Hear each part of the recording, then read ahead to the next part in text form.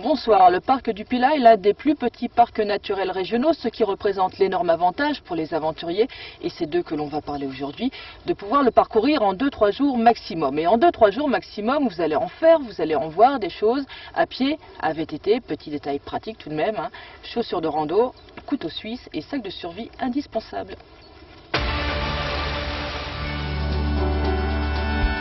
Cette 100 km² de moyenne montagne, plantée entre vallées du Rhône, de l'Ondelle et du Millier, plusieurs centaines de kilomètres de sentiers balisés, le parc naturel régional du Pilat est le site d'aventure idéal. Un écrin vert situé à 3/4 d'heure de Lyon et allez, disons 3 minutes 30 de Saint-Étienne.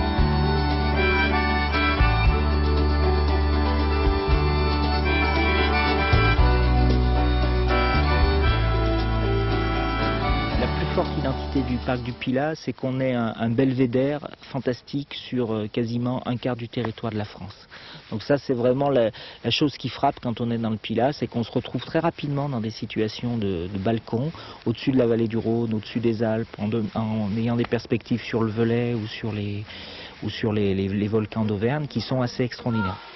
Malval-Saint-Sabin, circuit numéro 3 sur le topo-guide du Pilat. Premier tronçon du parcours de 3 jours que nous avons imaginé pour vous.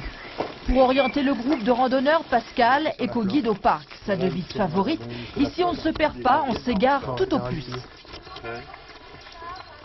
Donc voilà la première borne. Donc on se repère sur le sentier d'interprétation. Station 20. Donc on nous parle des sorbets des oiseleurs. On nous parle du Genet, on nous parle des pins derrière. Au programme de la matinée, 5 heures de marche, dénivelé 900 mètres, parfait pour une mise en jambe. Ah, on va en être, là on n'en avait encore pas vu. Il faut être en super condition physique pour faire des randos comme ça de plusieurs jours dans le Pilat. Il vaut mieux de toute façon, c'est sûr, dans tous les cas.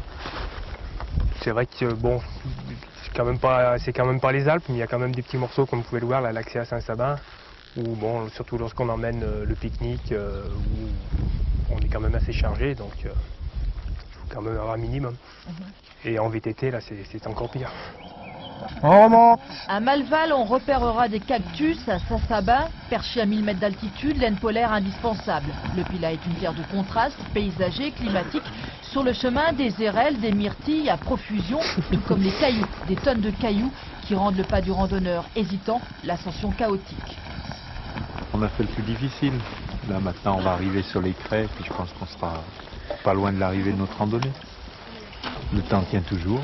Juste après avoir traversé une forêt d'épicéas, le casse-croûte et le petit remontant indispensables avant de repartir.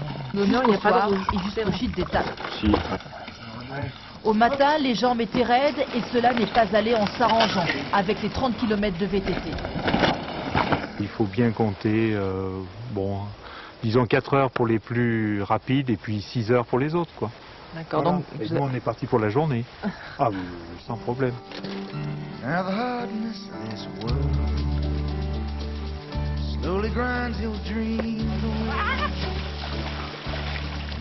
Le lendemain, le groupe est reparti sur l'autre versant de la montagne, mais à cheval cette fois.